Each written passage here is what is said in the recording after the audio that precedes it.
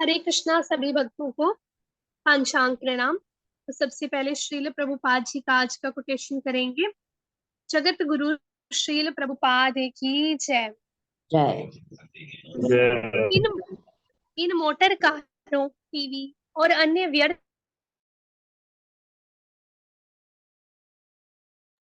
माता जी please unmute yourself. हरे कृष्णा। श्रील प्रभुपाद की जय। इन मोटर कारों, टीवी और अन्य व्यर्थ की वस्तुओं जैसे खेलकूद, शराब, स्त्री आदि के पीछे मत भागो। इनके पीछे मत भागो। अच्छी तरह खाओ पियो, अच्छा स्वास्थ्य रखो, हरे कृष्ण का कीर्तन करो, श्री कृष्ण का साक्षात्कार करो और भगवत धाम लौट जाओ। यही हमारा दर्शन है। श्रील प्रभुपाद की जय। तो अभी हम भगवत गीता करेंगे। भगवत गीता चैप्टर 2, गीता का सार, वर्स नंबर 7। कार्पण्य दोषोपहत स्वभावः, पृच्छामि त्वां धर्म सम्मूढ़ चेताः, यच्छ्रेयस्यानिश्चितं ब्रूहि तन्मे, शिष्यस्तेऽहं शाधि मां त्वां प्रपन्नम्। अब मैं अपनी कृपण दुर्बलता के कारण अपना कर्तव्य भूल गया हूँ और सारा धैर्य खो चुका हूँ। ऐसी अवस्था में मैं आपसे पूछ रहा हूँ कि जो मेरे लिए श्रेयस्कर हो उसे निश्चित रूप से बताएं। अब मैं आपका शिष्य हूँ और आपका शरणागत हूँ, कृपया मुझे उपदेश दें। माता जी तात्पर्य पढ़ दीजिए। जी माता जी। तात्पर्य जगत गुरु श्रील प्रभुपाद द्वारा श्रील प्रभुपाद की जय।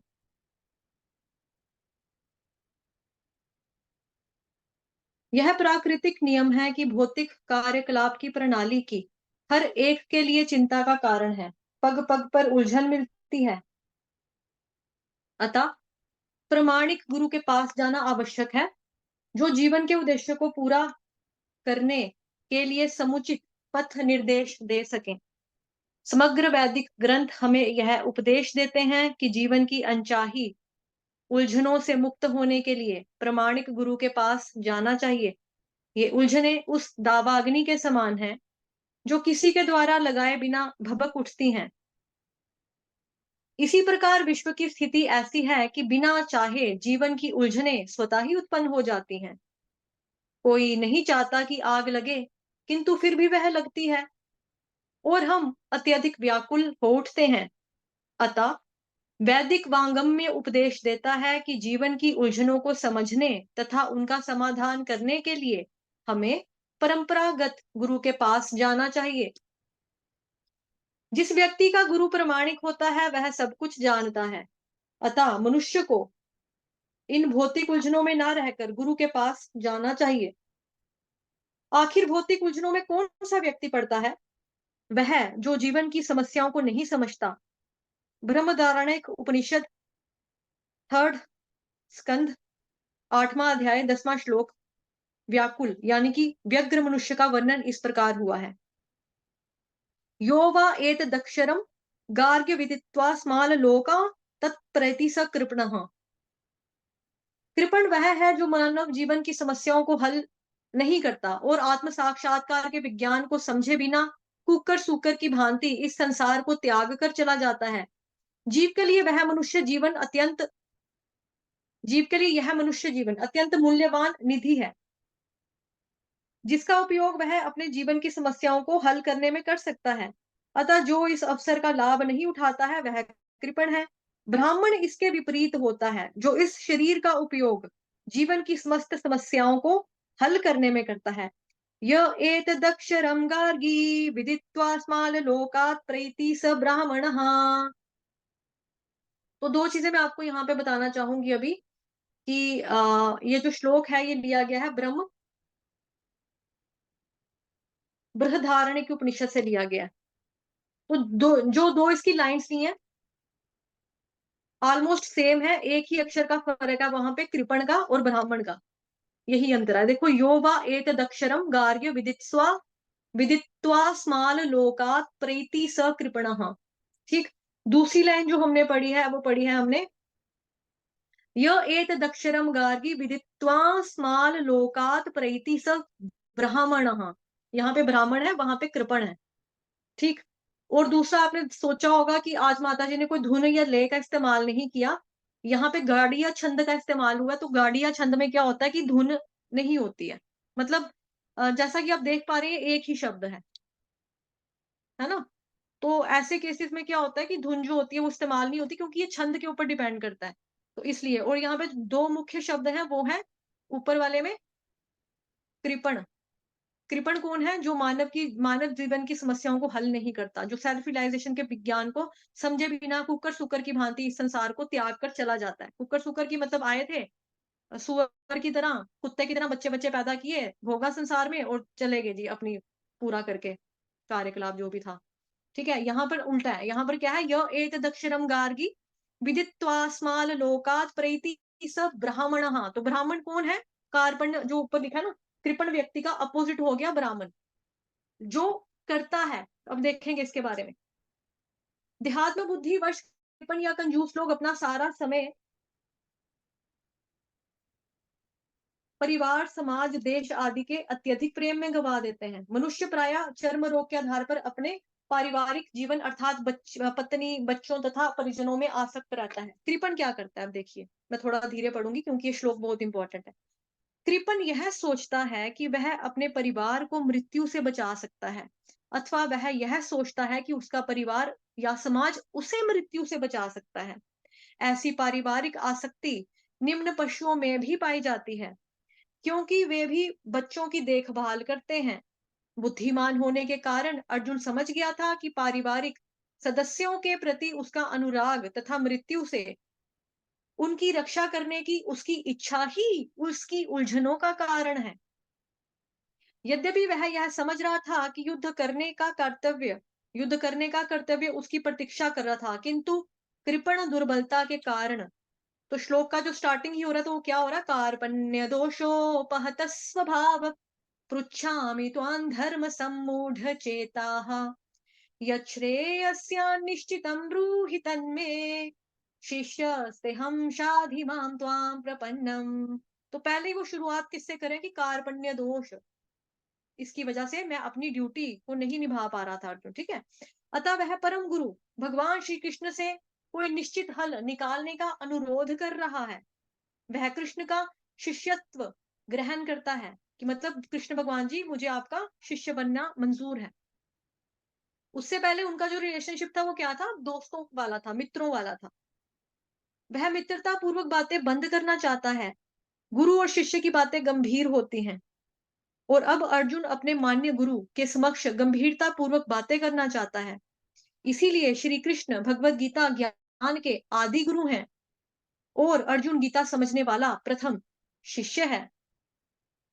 अर्जुन भगवत गीता को किस तरह समझता है यह भगवत गीता में वर्णित है। तो भी मूर्ख संसारी विद्वान बताते हैं कि किसी को मनुष्य रूप कृष्ण की नहीं बल्कि अजन्मा कृष्ण की शरण ग्रहण करनी चाहिए। कृष्ण के अंतः और बाह्य में कोई अंतर नहीं है। इस ज्ञान के बिना जो भगवत गीता को समझने का प्रयास करता है वह सबसे बड़ा मूर्ख है। तो यहाँ पे एक चीज मैं आपको थोड़ी सी बताना चाहती हूँ कि ये जो श्रीमद् भगवत गीता का श्लोक है 2.7, बहुत ही इंपॉर्टेंट श्लोका है ये। इसको भगवत गीता का टर्निंग पॉइंट कहा जाता है। ठीक है, सभी लोग मेरे पीछे रिपीट करेंगे, इसको क्या कहा जाता है? टर्निंग पॉइंट कहा जाता है। बोलो। Turning point. जी। तो इसमें क्या होता है कि जब उससे पहले जो होते हैं अर्जुन और कृष्ण भगवान जी दोनों फ्रेंड्स की तरह होते हैं आपस में, लेकिन जब यहाँ पे एक सीरियस टॉपिक आता है तो अर्जुन सीरियस होके प्रश्न पूछना चाहते हैं गुरु से, क्योंकि गुरु का रिश्ता और जो स्टूडेंट का रिश्ता है शिष्य का, वो होता है जी आपका पूरा। बाकी लोग प्लीज म्यूट कर लें अपने आप को। वो होता है नीचे से बड़ा वाला गंज निकाल। हरे कृष्णा जी। उनका जो रिश्ता होता है वो बहुत ही गंभीर होता है। तो भगवान जी को कह रहे हैं कि भाई मैंने अपने आप को आपका एक शिष्य मान लिया है। शिष्यस्ते हम शाधिमान त्वाम प्रपन्नम। तो शिष्य का मतलब क्या होता है? जो अपने ऊपर शासन करने दे। ठीक है, अभी माता जी आपको करवाएंगे तो बाद में देखते हैं जी। ठीक है, हरे कृष्ण। माता जी प्लीज कंटिन्यू। हरे कृष्णा। हरे कृष्ण माता जी, थैंक यू माता जी। हाँ जी माता जी। तो ये वाला जो वर्ड्स आज बहुत इम्पोर्टेंट है। कल के वर्ष में हमने देखा कि अर्जुन जो होते हैं वो भगवान श्री कृष्ण को कहते हैं कि आ, मतलब हमें तो पता भी नहीं है कि हमारे लिए क्या श्रेष्ठ है, उनको जीतना या उनके द्वारा जीते जाना। अगर हम इनके पुत्रों का, धृतराष्ट्र के पुत्रों का वध कर भी देंगे तो फिर हमें जीवित रहने की कोई जरूरत नहीं है। ठीक है। तो अभी आज के जो वर्ड्स में माता जी ने वैसे थोड़ा बहुत बता ही दिया, पर अभी इसको अच्छे से एक्सप्लेन करते हैं। सबसे पहले तो हमें ये देखना है कि ये जो हमारी प्रकृति है, ये जो हमारी सृष्टि है, वो कैसे है, वो उसका जो कैसा सिस्टम है कि जो अपने आप ही हर एक के लिए चिंता का कारण है। मतलब ये एक जो संसार है वो कैसा है, दावा न लगने के समान। दावा न लगने क्या होता है, बहुत भयानक, फॉरेस्ट फायर जिसको बोलते हैं, वैसे है।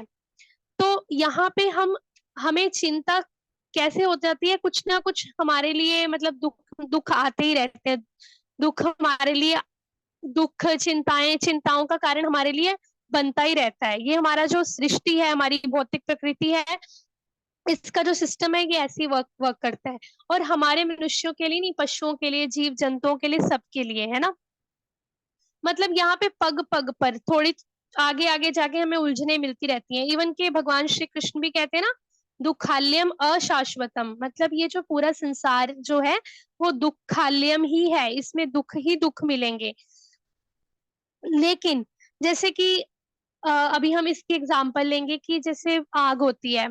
अभी पीछे अमेज़न के फॉरेस्ट थे, जो जंगल, उसमें आग लगी थी। कितने बड़े जंगल थे, उसमें कितने सारे पशु पक्षी थे, बड़े सुंदर सुंदर, बहुत बड़े बड़े।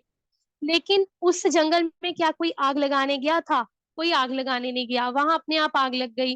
कैसे आग लग गई? गर्मी, जब बहुत ज्यादा भीषण गर्मी हो जाती है, एक्सेस में हो जाती है गर्मी, तो अपने आप ही वहां पे आग लग जाती है। तो उस आग को कोई लगाने नहीं गया और उस आग को कोई रोक भी नहीं सकता। वैसे ही जो चिंताएं होती हैं, जो दुख होते हैं, वो अपने आप आते रहते हैं हमारे पास्ट कर्मास की वजह से। और जो हमने इतना हमने हमने क्या क्या किया है पिछले जन्मों में, क्या क्या इतने सारे जन्मों में हमने, हमसे क्या क्या हुआ है, अभी हमसे क्या क्या गलतियां हो रही हैं, उन सब की वजह से जो आ, चिंताएं हैं, दुख हैं, वो अपने आप ही खड़े हो जाते हैं, उठा जाते हैं। ठीक है। इसी तरह हम जैसे सुबह मंगला आरती करते हैं तो उसमें भी हम गाते हैं ना, संसार दावा नलली ढलो का। तो ये जो संसार है वो कैसे है, दावा न लगने के समान। अभी आगे हम देखेंगे कृपण। तो यहाँ पे कृपण का मतलब बहुत इंपॉर्टेंट है। तो माता जी ने वैसे आपको थोड़ा एक्सप्लेन अच्छे से किया ही है, बट एक बारी फिर से इसको देखेंगे। कृपण कौन होता है? तो अभी अर्जुन कह रहे हैं कि मैं अपनी कृपण दुर्बलता के कारण अपना जो कर्तव्य है वो भूल चुका हूँ, और अपना जो धैर्य है, अपना जो पेशेंस है, वो विवेक है, वो मैं खो चुका हूँ। अभी कृपण कौन होता है? अभी कृपण वो होता है जो अपने जीवन की जो प्रॉब्लम्स हैं, जीवन की जो समस्याएं हैं, उसको सॉल्व नहीं कर सकता। ठीक है। नॉर्मल इंसान की एग्जांपल लेते हैं, क्योंकि उसको आत्म साक्षात्कार ही नहीं होता, उसको सेल्फ रियलाइजेशन ही नहीं होता कि मैं कौन हूँ, मैं ये बॉडी नहीं हूँ, मैं आत्मा हूँ, मेरी बॉडी के अंदर आत्मा है। वो समझता है मेरी बॉडी है, मुझे भगवान ने भेजा है, किस लिए भेजा है? मजे करने के लिए भेजा है। खाओ पियो ऐश करो, फिर मैं चला जाऊंगा, अपने बच्चों के लिए बहुत सारा पैसा कमाऊंगा, बिजनेस करूंगा, पैसा जोड़ूंगा, और फिर चला जाऊंगा। और ये लोग क्या करते हैं, ऐसे ही कुकर सुकर क्या होते हैं, कुत्ता और ये सुअर, इनकी भांति खाया पिया मल किया, बस ऐसे ही चले गए। ठीक है। आहार निद्रा भय मैथुन, इनके लिए चार चीजें ही इंपॉर्टेंट होती हैं। लेकिन और दूसरा बात ये क्या है, कृपण और क्या होता है? कृपण ये भी होता है कि जो कृपण मतलब कंजूस लोग। ठीक है। कंजूस लोग मतलब जो आत्म साक्षात्कार पे ध्यान नहीं देते, भगवान पे ध्यान नहीं देते, अपने आप को समझने की कोशिश नहीं करते कि मैं इस संसार में क्यों आया हूँ, किस लिए आया हूँ, मेरा पर्पस क्या है, मैं क्यों दुख पा रहा हूँ, बार बार मुझे दुख क्यों आ रही है, परेशानियां क्यों आ रही है, मैंने तो कुछ किया भी नहीं फिर भी मुझे परेशानियां क्यों आ रही है, वो ये सोचते ही नहीं है। तो जो कृपण लोग होते हैं वो अपना सारा टाइम किस में लगाते हैं? परिवार में, समाज में, अपने समाज के लिए ये कर लिया, वो कर लिया, है ना। पॉलिटिशियंस को आप देख सकते हो आज के टाइम में। ठीक है। परिवार के लिए धन कमा लिया, बिजनेस कर लिया, सारा दिन गधों की तरह काम कर लिया, केवल केवल। और देश के लिए कर लिया, बस इनके प्रेम में ही अपना सारा टाइम गवा देते हैं। और कृपण क्या सोचता है कि मैं अपने परिवार को बचा लूंगा मृत्यु से, मतलब खुद को ही स्वामी मान लेता है कि मैं ही डिफेंड कर लूंगा, मैं ही अपने परिवार को मृत्यु से बचा लूंगा और मेरा परिवार मुझे बचा लेगा मृत्यु से। और वो जो जीवन का जो मेन पर्पस है उसको समझ ही नहीं पाता, वो होता है कृपण। ठीक है, तो अभी कृपण का आई होप आपको अच्छे से मीनिंग समझ आ गया होगा कि कृपण कौन होता है, जो आत्म साक्षात्कार का ज्ञान नहीं होता जिसको, ठीक है, अज्ञानता में होता है। तो अभी अर्जुन क्या कह रहे हैं, अर्जुन जो है, ये नहीं है कि अर्जुन कृपण ही है, अर्जुन को बिल्कुल भी ज्ञान नहीं है, पर अर्जुन क्या है, वो अभी अटैचमेंट के कारण, ठीक है, थोड़ा अज्ञानता के कारण, कंफ्यूजन के कारण वो थोड़ा भूल चुके हैं कि मतलब उनको पता है अंदर से कि हाँ मैं ये जो कर रहा हूँ ये ठीक नहीं है, जो मैं बोल रहा हूँ वो ठीक नहीं है। और कंफ्यूजन से किसका जन्म होता है, ज्ञानता का। जब हम कंफ्यूज होते हैं तो हमें माइंड में सेल्फ रियलाइजेशन होता है कि अभी हम ज्ञान लेना चाहिए, जो हमें वास्तविक ज्ञान है हमें उसका बारे में पता होना चाहिए। सॉरी। तो अभी आगे हम देखेंगे कृपण और ब्राह्मण में क्या डिफरेंस होता है। जो ब्राह्मण होता है वो बिल्कुल विपरीत होता है। विपरीत मतलब ऑपोजिट कैसे होता है, क्योंकि ब्राह्मण को ज्ञान होता है, उसको नॉलेज होती है, उसको पता होता है कि जो सब कुछ है भगवान श्री कृष्ण से बिलोंग करता है। मतलब उसको शास्त्रों का ज्ञान होता है, शास्त्र उसने पढ़े होते हैं, भगवान के साथ कनेक्शन होता है। उसको ये पता होता है कि मैं आत्मा हूँ, मैं ये बॉडी नहीं हूँ, मतलब मैं, मेरी बॉडी जरूर है लेकिन उसके अंदर आत्मा है। ठीक है, आत्मा का पर्पस क्या है, गोल क्या है, उसको ये पता होता है। और ब्राह्मण और जो कृपण होता है उसमें यही फर्क होता है कि ब्राह्मण को ज्ञान होता है, नॉलेज होती है, और कृपण क्या समझता है कि मेरा शरीर ही सब कुछ है, और उस वो अज्ञानता में होता है। ठीक है, तो आगे क्या है, आगे हम देखेंगे कि अभी फिर जो अर्जुन है वो ये चीज उनको रियलाइजेशन है। तो अभी तक वो कैसे बातें कर रहे थे, जैसे कि माता जी ने बताया कि अभी तक वो मित्रता पूर्ण बातें कर रहे थे कृष्ण से, क्योंकि उनके वो परम सखा है, उनके मित्र है ना। तो अभी वो क्या करना चाहते हैं, वो मित्रता वाली जो फ्रेंडशिप वाली जो बातें हैं उसको बंद करना चाहते हैं। और कैसी बातें करना चाहते हैं, उनके सरेंडर होना चाहते हैं, उनका शिष्यत्व ग्रहण करना चाहते हैं। तो जैसे ही हम ये चीज अभी अभी अर्जुन के अंदर ये आई है ना सेल्फ रियलाइजेशन की, अभी मैं भगवान श्री कृष्ण से ही ज्ञान लेता हूँ, तो अभी उन्होंने अपने आप को सरेंडर कर दिया, मतलब शिष्य का भाव आ गया। तो जब हम शिष्य के जैसे अपने आप को समझते हैं तो हम अपने टीचर की अच्छी तरह से बातें समझते हैं, सुनते हैं कि अभी आप मुझे बताओ क्या मेरे लिए सही है, मैं तो बहुत कंफ्यूज हूँ, मैं तो बहुत ज्यादा मतलब मुझे पता नहीं चल रहा है ना। तो और जो शिष्य और टीचर की बातें होती हैं, गुरु की बातें होती हैं, वो बहुत डीप होती हैं। वो अभी अर्जुन को वो सेल्फ रियलाइजेशन है और वो सुनना चाह रहे हैं अभी। तो आगे क्या है कि जैसे ही जो स्टूडेंट है या जो हम पर्सन है, तो जब हम अपना ये वाला मित्रता पूर्ण चीज को साइड पे रख के जब हम शिष्य बन के पूरा असली वास्तविक ज्ञान लेना चाहते हैं, अपनी कंफ्यूजन को दूर करना चाहते हैं, तो हम किसके पास जाते हैं, प्रमाणिक गुरु के पास जाते हैं। और प्रमाणिक गुरु के पास जाने से हमें जो ज्ञान है उसका पता चलता है, और उससे हमारी जो है कंफ्यूजन वो दूर हो जाती है। लेकिन अभी हमें ये जानना होगा कि प्रमाणिक गुरु कौन होता है। प्रमाणिक गुरु के बहुत सारी क्वालिफिकेशंस, जो बहुत सारी योग्यताएं होती हैं, वो ये होती हैं कि सबसे पहले कि जो गुरु शिष्य परंपरा से होता है, मतलब भगवान श्री कृष्ण ने जो ज्ञान दिया उसके आगे आगे आगे गुरु ने आगे पास ऑन किया, उसको आगे पास ऑन किया, ऐसे ऐसे करके जो हमारे तक ज्ञान पहुंचाए, वास्तविक रियल शास्त्रों से, ऑथेंटिक शास्त्रों से जो ज्ञान पहुंचाए, वही जो होते हैं प्रमाणिक गुरु होते हैं। तो हमें सबसे पहले प्रमाणिक गुरु की जो क्वालिफिकेशन है वो जाननी बहुत जरूरी है, नहीं तो हम किसी भी गुरु के पास अगर चले जाएंगे तो हो सकता है कि हम फिर से कंफ्यूज हो जाएं और हमें जो ज्ञान मिल रहा है वो गलत हो जाए।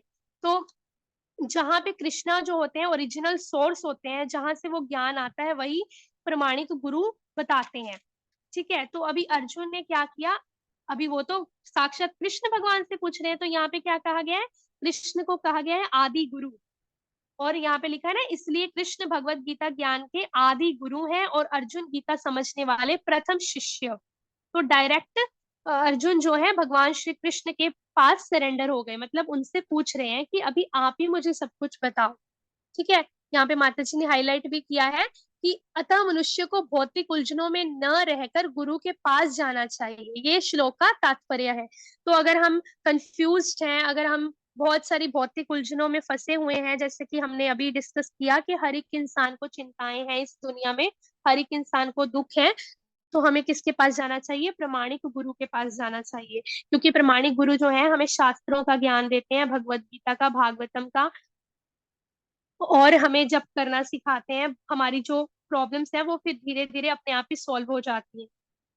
आगे क्या है कि अभी हम सुबह, प्रमाणिक गुरु का क्या महत्व है उस, ये भी, इससे भी हमें पता चलता है। जो हम मंगला आरती में सुबह गाते हैं ना, सबसे पहला वर्ष, संसार दावानल लीढलोका त्राणाय कारुण्य घना घना त्वं प्राप्तस्य कल्याण गुणार्णवस्य वंदे गुरो श्री चरणारविंदम, वंदे गुरो श्री चरणारविंदम। कि ये सारा संसार जो है दावानल अग्नि के समान है, लेकिन जब हम गुरु महाराज की, प्रमाणिक गुरु की शरण में जाते हैं तो वो हमें रास्ता बताते हैं, सही गाइडेंस करते हैं। वैसे ही जो अर्जुन है, अभी उन्होंने भगवान श्री कृष्ण को बोल दिया, कह दिया कि अभी जो मेरे लिए श्रेयस्कर हो, मेरे लिए बेस्ट हो, वो मुझे प्लीज बताओ, क्योंकि मैं आपका शिष्य हूँ और आपके शरणागत हूँ, मैंने आपको सरेंडर कर दिया है, तो आप ही मुझे उपदेश दो भगवान जी। उन्होंने डायरेक्ट किनको अप्रोच किया? कृष्ण को, आदि गुरु को, है ना। शिष्यस्ते शाधि माम त्वाम प्रपन्नम। तो क्योंकि उनको पता है कि जो भगवान श्री कृष्ण मुझे गाइड करेंगे वो बिल्कुल सही गाइड करेंगे। तो हरे कृष्ण माता जी, आप कुछ एक्सप्लेन करोगे? हरे कृष्णा माता जी। जी माता जी, बहुत अच्छा करवाया आपने, धन्यवाद आपका। अभी जो मैं चीजें बताऊंगी उसको बहुत ही ध्यान से सुनेंगे। देखो, पहले तो जो ये श्लोक है ना, आप लोगों को मालूम है, जो सुबह चैंटिंग सेशन में आते हैं, हरि नाम पीठ सेशन में, तो उसमें मैं सबसे पहले यही वाला श्लोक का आपको करवाती हूँ, है ना। जब से सेशन चल रहा है हमारा हरि नाम पील्स का, पहले हम आपको यही वाला सिखाते हैं, उसके बाद 10 नाम अपराध वगैरह करवाते हैं, फिर उसके बाद चैंटिंग शुरू करते हैं। अभी जो लोग चाहते तो हैं कि हम कृष्ण भगवान के प्रति समर्पण कर दें, अपना पूर्ण रूप से समर्पित हो जाएं, बट कर नहीं पाते हैं, पता नहीं है। ये वाला जो श्लोक है, अगर आप इसको लर्न करें,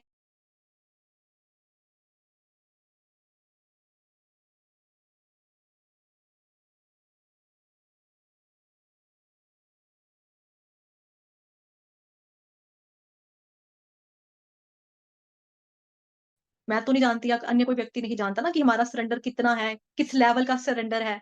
जब कृष्ण भगवान की बारी आती है, बात आती है, तो क्या हम अपने आप को याद रखते हैं उस समय, या भगवान को याद रखते हैं? अपने परिवार की पहले प्रेफरेंस हो जाती है हमारी, या भगवान की प्रेफरेंस ही रहती है?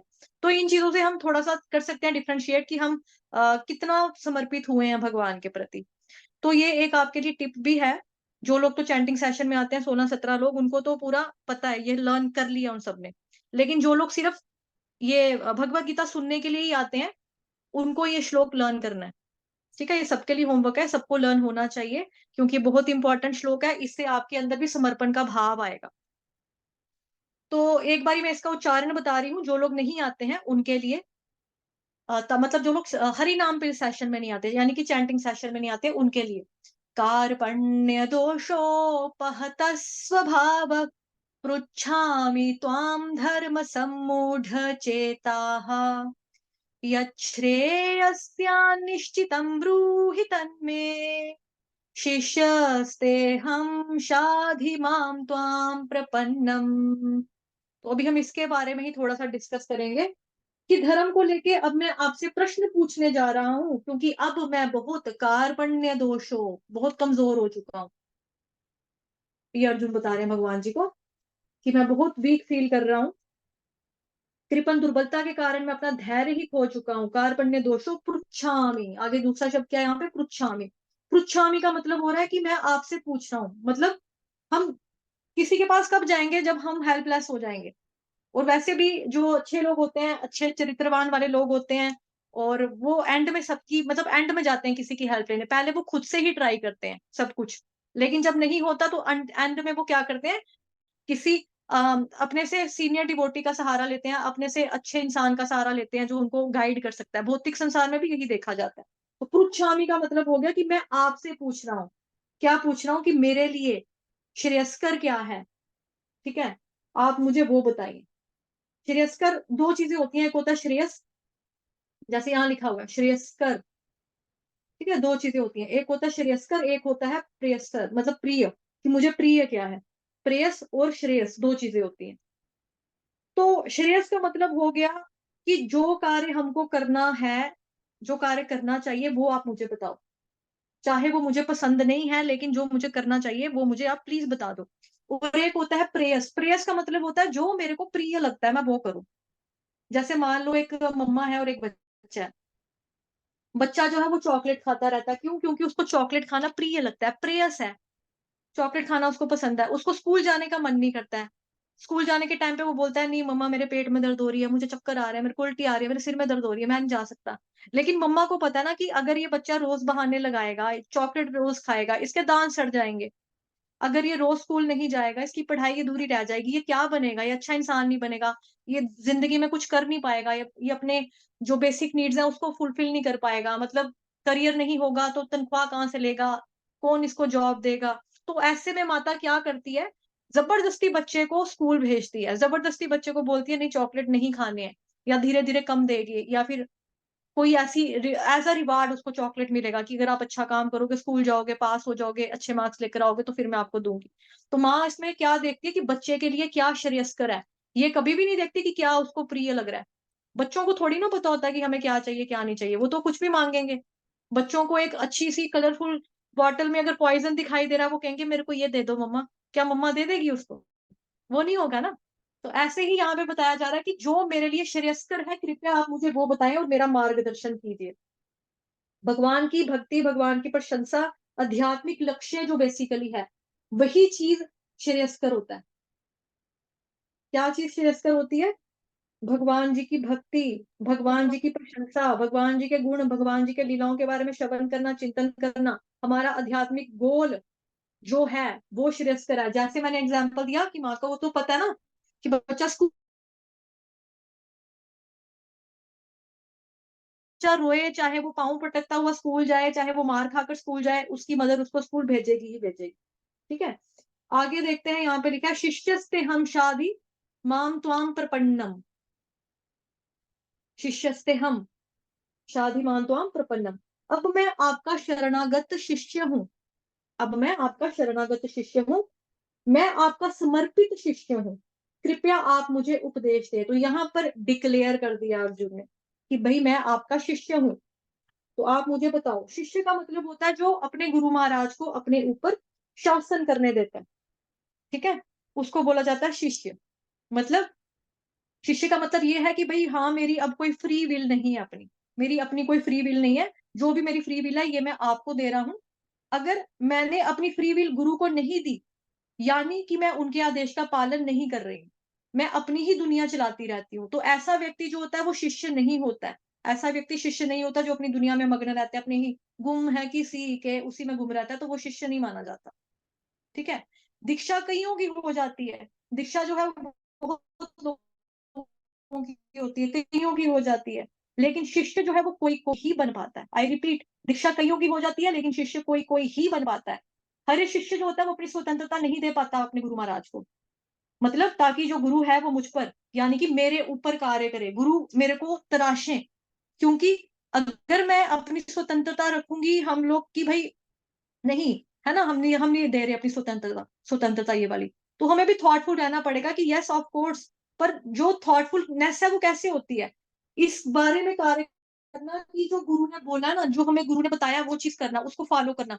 जैसे दसवां जो 10 नाम अपराध है उसमें तीसरा नाम अपराध क्या है? गुरु के आदेशों की अवज्ञा करना, कि हमको गुरु का अगर हमने कहना नहीं माना तो दैट मीन्स कि हम नहीं है शिष्य उनके, हम उनका पालन नहीं कर रहे हैं आज्ञा का। तो हमको मेन क्या करना है? गुरु की आज्ञा का पालन करना है। जो भी हमको गुरु महाराज ने बोला है उनका एक भी वर्ड हमारे लिए हुक्म के बराबर होना चाहिए, आज्ञा के बराबर होना चाहिए, उसको हमको स्वीकार करना है, हमको आज्ञा का पालन करना है, मीन ठीक है। तो जिस तरह से सतगुरु यानी कि प्रमाणिक गुरु भी रेयर होते हैं, है ना, बड़े ही हमें ढूंढना पड़ता है बार बार। देखो श्रीमद भगवत गीता में प्रमाणिक गुरु परंपरा, प्रमाणिक गुरु परंपरा, ये वर्ड्स रिपीट हो रहे हैं, रिपीट होते रहेंगे एंड तक। तो क्या मतलब है प्रमाणिक गुरु? प्रमाणिक गुरु जो है वो रेयर होते हैं, ऐसे नहीं आपको मिल जाएंगे, कोई पेड़ के नीचे बैठा हुआ मिल गया, जो कोई सिर खुजाता हुआ कहीं पर मिल गया, हाँ जी प्रमाणिक, ऐसा नहीं होगा। प्रमाणिक गुरु रेयर होते हैं। तो उसी तरह से जैसे सतगुरु या प्रमाणिक गुरु रेयर होते हैं, उसी तरह से सच्चा शिष्य, सत्य शिष्य भी रेयर होता है। और जहां पर क्या होता है कि सतगुरु और सत्य शिष्य मिल जाते हैं, तो वहां पर कमाल धमाल हो जाता है। जैसे शीला भक्ति सिद्धांत सरस्वती ठाकुर जी और प्रभुपाद जी, हमारे परम गुरु, ठीक है, सदगुरु। तो उनके शिष्य यानी कि सत्य शिष्य कौन है? His divine grace Srila Prabhupada, Srila Prabhupada की जय। तो कमाल हो गया, फिर अद्भुत हो गया सब कुछ। ऐसे शिष्य जो कि पूर्ण रूप से शरणागत होते हैं, अपनी स्वतंत्रता तक दे देते हैं अपने गुरु महाराज की सेवा के लिए, तो वो एक कंप्लीट, पूरी तरीके से कंप्लीट शिष्य माना जाता है। तो शिष्य का मतलब जो शासन करने देता है अपने ऊपर। तो स्टूडेंट ऐसा होना चाहिए कि शासन करे, गुरु महाराज आप आओ मेरे ऊपर शासन करो, मेरे अंदर बहुत, शासन करने का मतलब मेरे अंदर बहुत गलत चीजें हैं, बहुत बहुत त्रुटियां हैं, बहुत सारी कमियां हैं, बहुत गलत शलत है, बहुत बुराइयां हैं, वो प्लीज आप निकाल दो। मैं आपके साथ हूं, भले ही उस चीज को समझने में मेरे को कष्ट हो, मैं उस कष्ट को स्वीकार करूंगा। अगर वो चीज मेरे को प्रिय है लेकिन भक्ति के लिए प्रतिकूल है, मैं उसको छोड़ दूंगा। अगर कोई चीज है जो भक्ति के लिए अनुकूल है, उसको मैं ग्रहण मतलब करूंगी, अपनाऊंगी उस चीज को मैं, तो वो चीज आ जाएगी। ठीक है, जैसे हमको क्या पसंद है, अनुकूल प्रतिकूल, हमें क्या लगेगा कि हमको पता तो है भक्ति के अनुकूल क्या है, 16 माला करना, 4 नियम का पालन करना, भगवत गीता भागवतम इत्यादि शास्त्रों का अध्ययन करना, प्रमाणिक गुरु की शरण में रहकर भक्ति करनी, भक्तों के संग में रहना, है ना, ये चीजें हमको पता है। लेकिन हमारा उल्टा सिस्टम हो रहा है। हमको क्या पसंद है, हमको नेटफ्लिक्स पे देर रात तक टीवी देखना पसंद है, हमको क्या पसंद है, हमको नॉनवेज खाना पसंद है, हमको क्या पसंद है, हमको गॉसिप करना पसंद है, प्रजल्पा करना पसंद है, हमको क्या पसंद है, चुगलखोरी करना पसंद है, हमको घूमना फिरना सैर सपाटा करना पसंद है। बट ये चीजें जो हमको पसंद है, प्रियस है, बट ये श्रेयस्कर नहीं है हमारे लिए भक्ति में आगे जाने के लिए। तो हम अपने गुरु महाराज को जब अपना समर्पण कर देंगे पूर्ण रूप से कि मैं आपका शिष्य हूं, मैं आपका बच्चा हूं, मैं आपका डिसाइपल हूं, आपको पूरी खुली छूट है, आप जो मेरे साथ करना चाहें करें। चाहे जो चीज मेरी फेवरेट है आप उसको छीनना चाहते हो, आप उसको छीन लो, मुझसे दूर कर लो, लेकिन प्लीज आप मेरे अंदर जो कमियां हैं, जो त्रुटियां हैं, जो गलतियां हैं, उसको आप निकाल लो मेरे से। मेरे अंदर की बुराइयों को बाहर से निकाल दो, जड़ से निकाल के फेंक दो गुरु महाराज। तो वो हो गया शिष्य का मतलब। मैं अपनाऊंगी उस चीज को जो भक्ति के लिए अनुकूल है, मैं करूंगी ये चीजें। तो यही होता है शिष्य बनना। शिष्यस्ते हम शादी माम त्वाम प्रपन्नम। इसलिए जो कि ऐसे शिष्य हम हमें होते हैं, हम में से भी कई हैं, हो सकता है मैं खुद भी हूं, अपनी बात करूं अगर, इसलिए कि जो ऐसे शिष्य हैं कि जो कि गुम है अपने ही आप में गुम है, अपनी मर्जी से गुरु धारण भी किए हुए हैं कि हाँ भाई गुरु तो होने चाहिए ना, तो ठीक है गुरु धारण किए हैं। तो ऐसे लोग गुरु शिष्य परंपरा का लाभ नहीं उठा पाते। कौन से लोग? जो गुरु मंत्र भी ले लेते हैं, प्रमाणिक गुरु की शरण में भी चले जाते हैं, लेकिन गुरु की आज्ञा नहीं मानते, गुरु की बात को नहीं सुनते हैं, कहना नहीं मानते हैं, ठीक है, उनके रूल्स एंड रेगुलेशंस को फॉलो नहीं करते हैं। तो मैं आपका शिष्य हूं, मैं आपका शरणागत हूं, ये बहुत ज्यादा जरूरी है हमारे एटीट्यूड में, ये चीज होनी चाहिए कि मैं आपका शरणागत हूं, मैं आपका शिष्य हूं, बहुत इंपॉर्टेंट है, कृपया मुझे उपदेश दे। शरणागत का मतलब क्या है? आप जो बोलोगे वो मैं सुनूंगी, आपने जो बोला वो मैंने सुना और मैंने उसका पालन किया, मैं पालन करूंगी। सरेंडर होने का मतलब यही होता है। सरेंडर होने का मतलब केवल वर्बली बोलना नहीं है, हाथ जोड़ दिया, मुंह से बोल दिया मैं आपका शरणागत हूँ भगवान जी, मैं आपका शरणागत हूँ भगवान, ये गुरु महाराज जी, लेकिन मैं आपका कहना नहीं मान सकती, प्लीज आप मेरे को उपदेश मत देना, मैं उपदेश नहीं मान सकती। क्यों? क्योंकि मैं ना बचपन से लेके आज तक ना अपनी चलाती आई हूँ ना, मेरे से नहीं माना जाता किसी का कहना, मैं नहीं मान सकती। बट मैं आपकी शिष्य हूँ मुझ पे कृपा बनाए रखना। ये ऐसा पॉसिबल हो सकता है? खुद सोचो। चलो गुरु जो होंगे वो सोच भी लेंगे, चलो ठीक है, इसका स्वभाव ही ऐसा है, वो कई जन्म के इसके हृदय के ऊपर जो है पड़ी हुई है, शुद्धियां पड़ी हुई हैं, इस बेचारे को ईगो हर्ट हो जाती है, ठीक है, बुरा लगता है, मैं नहीं कहूंगा इसको कुछ भी। आगे मुंह से आकर ही खुद खुद ही आकर बोल रही है, हाथ जोड़ दिए, मुंह से बोल रही है कि मैं शरणागत हूँ लेकिन कहना नहीं मान सकती, उपदेश मत देना, उपदेशों को फॉलो नहीं करूंगी मैं आपके। तो ऐसा नहीं होना चाहिए। तो इसीलिए श्रीला जो भक्ति सिद्धांत सरस्वती ठाकुर प्रभुपाद बोला करते थे, हियरिंग मीन्स फॉलोइंग, कि श्रवण करने का मतलब क्या है कि मैं फॉलो कर रहा हूं या कर रही हूँ। और if I am following that means कि आपने सुना है। अगर आप फॉलो कर रहे हो तो दैट मीन्स आपने सुना है, तभी आप फॉलो कर रहे हो। अगर मैं कहना ही नहीं मानूंगी, ठीक है, अगर मैं कहना ही नहीं मानती हूँ अपने गुरु गुरु का, सिर्फ मैं सुन लेती हूँ, तो वो सुनना बेकार है वास्तव में, है ना। अगर मैं सुन रही हूँ, गुरु महाराज जी के प्रवचन में चली गई, लेक्चर में चली गई, उनके क्या उपदेश है वो मैंने सुन लिए, कानों से सुने, घर पे आई वापस वही चीजें कर रही हूँ जो मेरे को बताया गया था प्रवचन के दौरान, की ये चीजें हमको नहीं करनी है। झूठ मत बोलो, प्रजल्पा मत करो, अच्छा सच्चाई के रास्ते पे चलो, किसी का दिल मत तोड़ना, लोगों को ज्यादा से ज्यादा भक्ति में आगे लेकर आना, भक्तों को उठाओ, उनको जपा करवाओ, उनको हेल्प करो। मैं ये चीजें सुनकर आ गई, बट मैं कर कुछ भी नहीं रही हूँ, उसको फॉलो ही नहीं कर रही हूँ। तो ऐसा जो श्रवण करना है वो टोटली बेकार है। इसलिए अगर कोई व्यक्ति अपने कर्तव्य को भूल गया है और कृपण दुर्बलता का शिकार हो गया, जैसा कि पहले बताया जा चुका है कि इस बात को स्वीकार करें, कार्पण्य दोषों की, मैं अपनी कृपण दुर्बलता के कारण अपना कर्तव्य भूल चुका हूँ, सारा धैर्य खो चुका हूँ, जो स्क्रीन पे आपके सामने लाइन दिखाई दे रही है पहली वाली। तो शिष्य बनने के लिए योग्यता होनी चाहिए। तो शिष्य बनने के लिए योग्यता क्या चाहिए? सबसे पहले तो हाँ कि भाई मुझे गुरु स्वीकार करना पड़ेगा, और जिसको आपने गुरु मानना है आपको उसका कहना मानना पड़ेगा।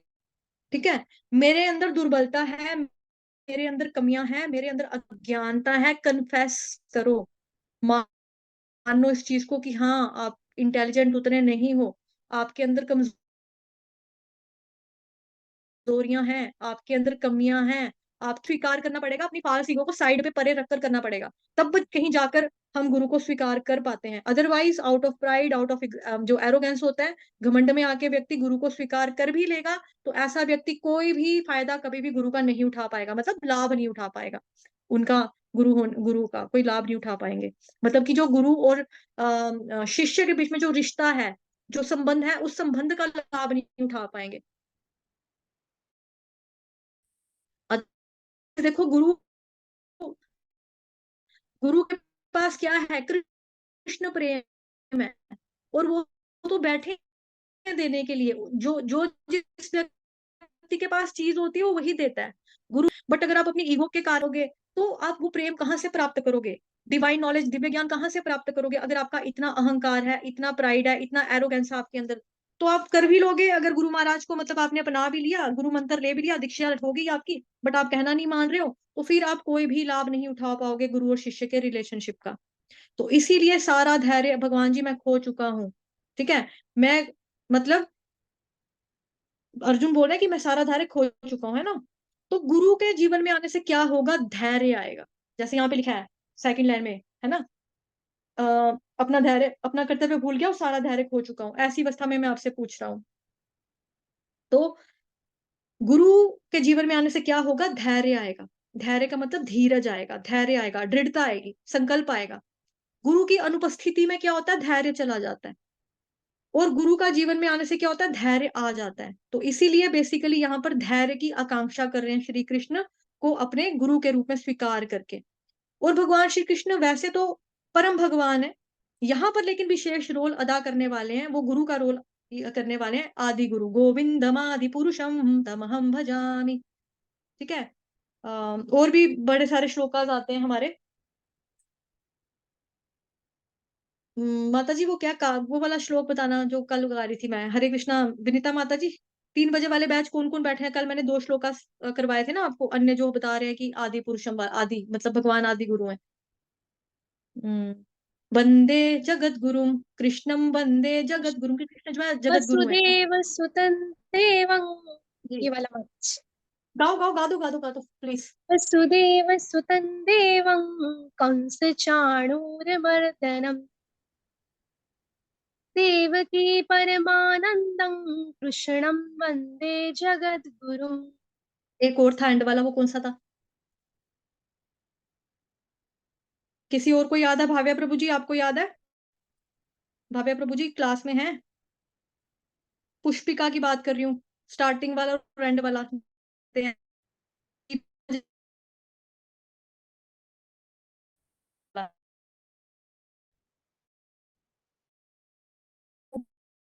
अच्छा बोला था। भगवत गीता की बात नहीं कर रही, जहां पे हमें पता लगता है कि भगवान आदि गुरु हैं, मैं उस श्लोक की बात कर रही हूँ, जो ध्यान से शब्द बोल रही हूँ।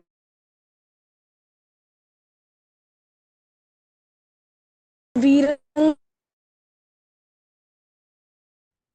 ठीक है, एक सेकंड, वो कनेक्ट हो गया है उधर मुझे। ओके, हो गया प्रोग्रेस में, शेयर करनी पड़ेगी स्क्रीन जी।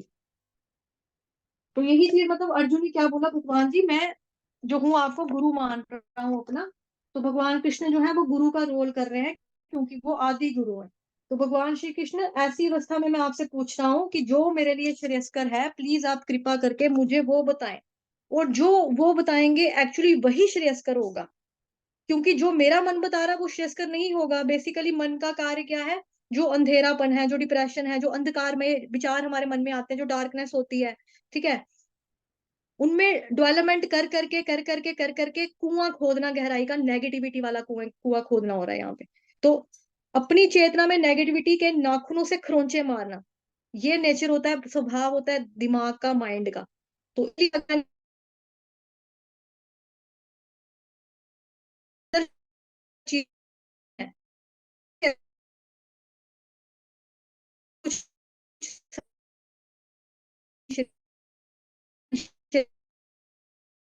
वो मैं सुनना चाहती हूँ, वो मैं आपसे पूछ रहा हूँ भगवान जी। क्राइस्ट है ना, वो भी भगवान जी से प्रार्थना की करते हैं कि हे प्रभु, जो मैं चाहता हूँ वो ना हो तो हो क्या, जो आप चाहते हैं वो हो। एक बहुत अच्छी मूवी भी है, बहुत अच्छी मूवी तो चलो मैं नहीं कहूंगी, किसी जमाने में मेरी बहुत फेवरेट मूवी रह चुकी है, सनम तेरी कसम। ठीक है, उसमें जो लड़की होती है वो हीरो को बोलती है, और सबको सबको इनफैक्ट बोलती है कि मेरे अन्न कहते हैं, यानी कि उसके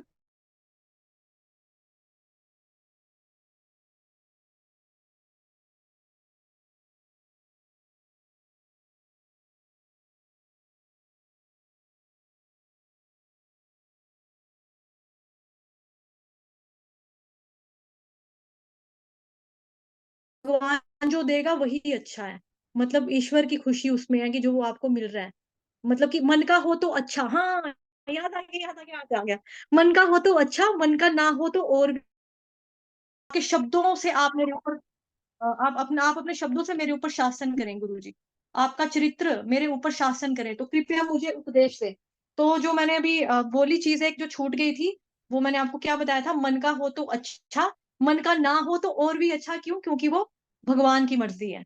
तो हमें भी ऐसा ही सोचना है कि क्या चीज है। हरे कृष्णा। किसी ने हैंड रेस किया जस्ट अभी और डाउन हुआ है, गलती से हुआ है, आई माइट मे बी, शायद से ना, आई थिंक।